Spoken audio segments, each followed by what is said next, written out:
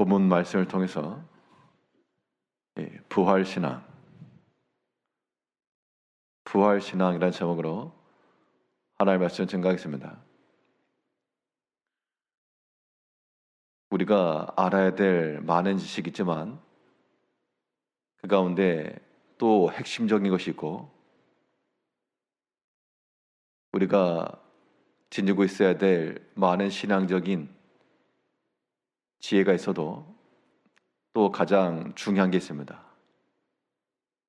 그것이 바로 이 부활에 관련된 것인데, 부활이라고 하는 것은 죽었다가 다시 살아났다, 다시 살아났다라고 하는 것이 부활이면, 큰 틀에서 말하면 죽었다가 다시 살았다, 이 결론의 의미는 죽지 않았다 그 얘기입니다. 죽은 듯 보였으나 죽은 게 아니고, 사라진 것 같았으나 사라진 것 아니고 여전히 있는 것, 우리는 그것도 부활 신앙의 범주로 포함시켜야 되겠습니다. 그러면 우리가 외면적으로나 환경적으로나 더 이상 소망 없고 끝난 것과도 같은 그런 상황에서라도 우리가 견지해야 될 이러한 부활 신앙이라고 하는 것은 무엇이겠는가? 오늘 본 말씀을 통해 살펴보게 되면 우리 자신에게서 꺼지지 않는 믿음은 곧 부활 신앙과도 같은 겁니다.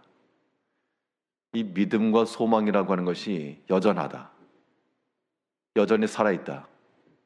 그러면 우리는 아직 죽지 않았어도 그 여전한 믿음과 소망을 가지고 있을 때 그것이 곧 우리의 부활 신앙인 겁니다. 예수님의 죽으심 이후 몇 명의 여인들이 그 무덤을 찾아오게 되었는데 왜 찾아갔을까? 만약 그들이 예수님이 살아나셨다는 것을 죽었다가 살아나셨다 이걸 확신하고 간 것은 아닐 건데, 그런데 그들의 행위와 그들의 발걸음을 보게 되면 하나님을 향한 소망과 그 믿음은 꺼지지 않았다는 것이 분명히 보여집니다.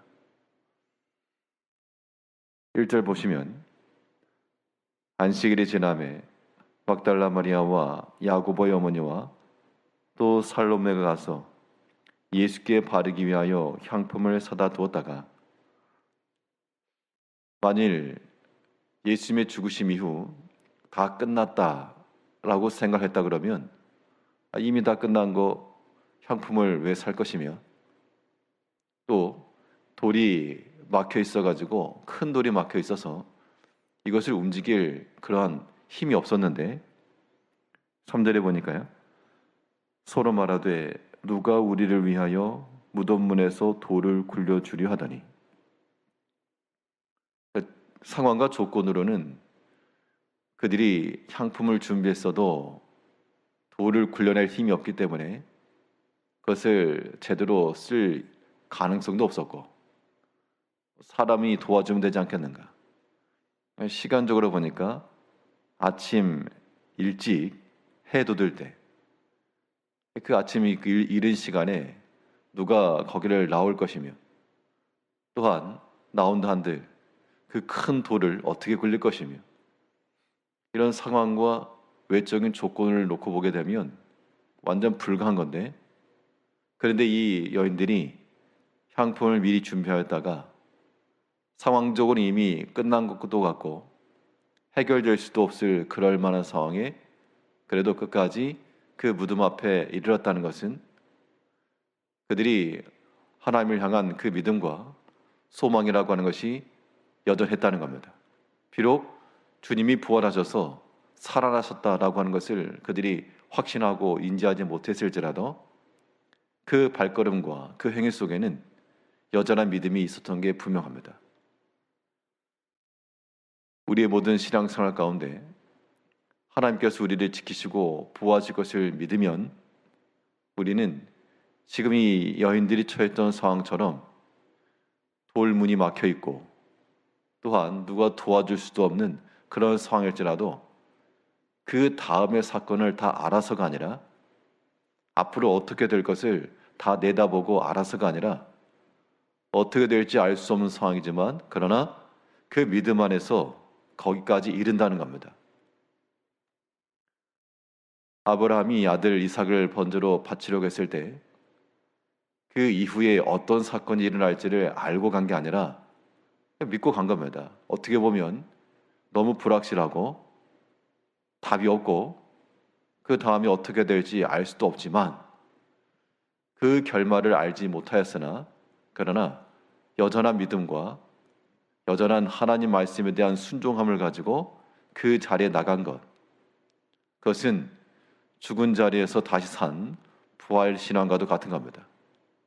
왜냐하면 아직 안 죽었으니까. 죽었다 다시 살아나는 것만 부활이 아니고 우리에게 있어서는 영적 측면에서요, 아직 죽지 않았고 또 여전히 살아있고, 이것이 우리가 견지해야 될 그런 믿음인 겁니다. 그러므로 우리의 마음과 우리 모든 행위 속에서 그 모든 결말을 다 알지 못할지라도 우리 여전히 주를 향한 그 믿음과 소망은 살아있어서 그 믿음과 소망으로 우리의 발과 우리의 모든 행위가 이루어져 나가야 되겠습니다. 이것이 오늘 본문에서 이 부활하신 주님을 목격하였던 이 여인들의 모습과도 같은 부활 신앙인 겁니다.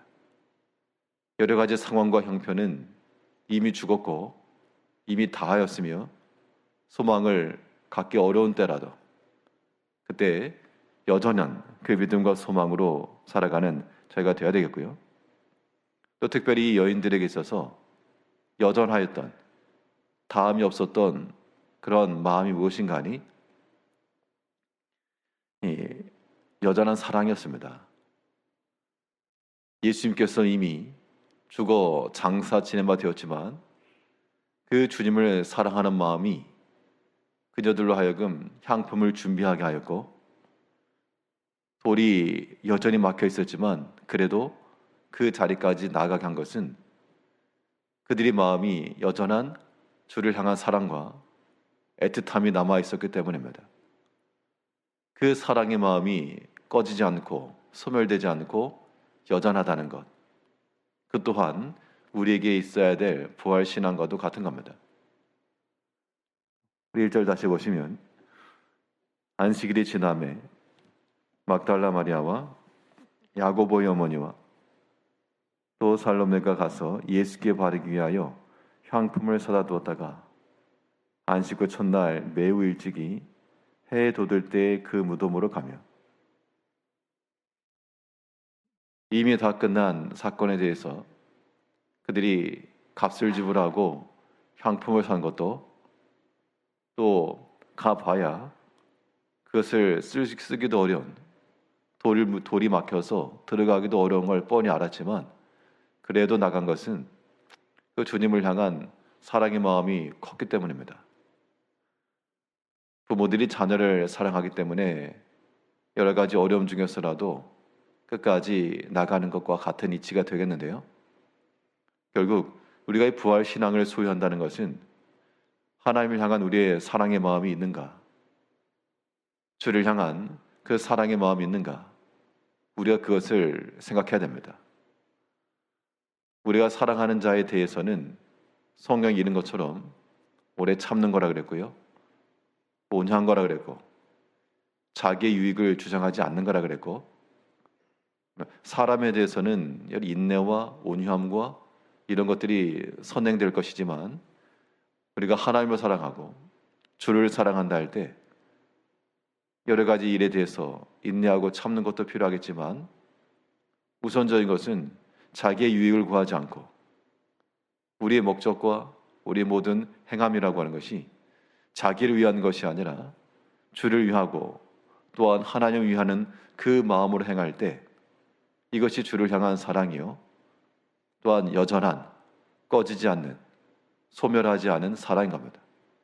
그 사랑의 마음은 곧 다시 산 부활의 모습과도 같은 겁니다.